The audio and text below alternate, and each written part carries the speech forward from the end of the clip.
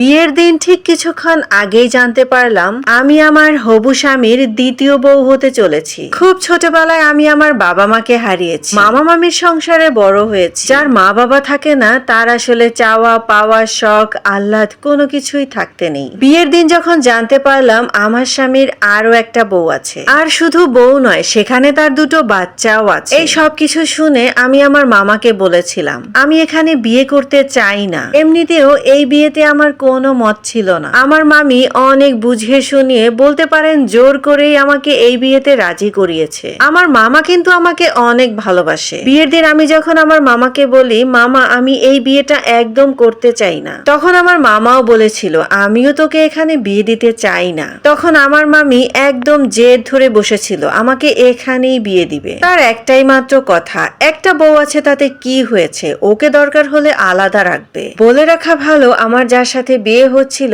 তার বয়স ছিল কিন্তু 40 আর আমার বয়স কেবল 18তে পড়েছে। অনেক চেষ্টা করেছিলাম এই বিয়েটা ভাঙার। আমি আমার হবু বরকে জিজ্ঞেস করেছিলাম আপনার তো বউ আছে সন্তান আছে তারপরেও কেন আমাকে বিয়ে করতে হবে? জবাবে তার একটাই কথা, আমি তোমাকে রাজরানী বানিয়ে রাখবো, খুব ভালো রাখবো আমি তোমাকে। মনে হচ্ছিল আমার পায়ের জুতাটা খুলে ওর দুইটা গালে মারি, কিন্তু কি আর করার, আমার তো সেই উপায়ও নেই। আমার মামি জেদ ধরে বসেছে এখানেই আমাকে বিয়ে দিবে। আমি আর কোনো কিছু করতে পারলাম না, বিয়েটা ভাঙতে পারলাম না। বিয়ে করে যেদিন শ্বশুর বাড়িতে গিয়েছি সেদিনই আমার স্বামী তার বড় বউকে অনেক মারধর করেছে। মানে সে অনেকদিন ধরেই চাচ্ছিল বড় বউ সন্তান দুইটা রেখে যেন চলে যায়। এমনকি ওই পরিবারের কেউই বড় বউকে অতটা ভালোবাসতো না। এইসব দেখে আমার খুব কষ্ট হচ্ছিল যে আমি কোথায় এসে পড়লাম। শ্বশুর বাড়িতে যাওয়ার পরে আমার শাশুড়ি বলে ওদের দুজনের দায়িত্ব এখন থেকে তোমার। বড় বউয়ের কাছে ওরা দুজনে যেন একদম না যেতে পারে, তুমি ওদের দুজনকে আগলে রাখবা। আমার সতীনের একটা ছেলে একটা মেয়ে, দুটোই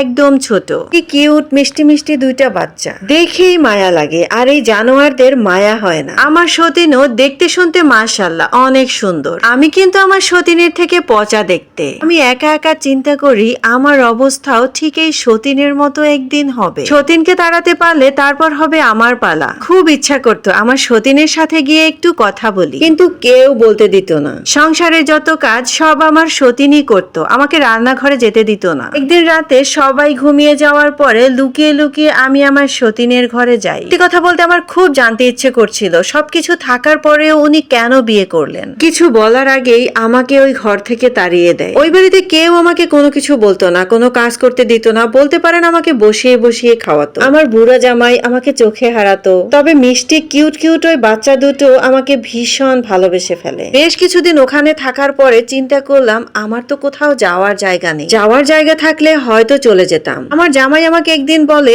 এই সংসারে তুমি একাই থাকবে, বড় বউকে আমি পিটিয়ে তাড়িয়ে দিব। তখন আমি তাকে বললাম কাউকে তাড়ানোর দরকার নেই, আপনার ওই বাচ্চা দুটোকে মা হারা কেন করবেন, তার থেকে সবাই একসাথে ভালোভাবে থাকাই ভালো।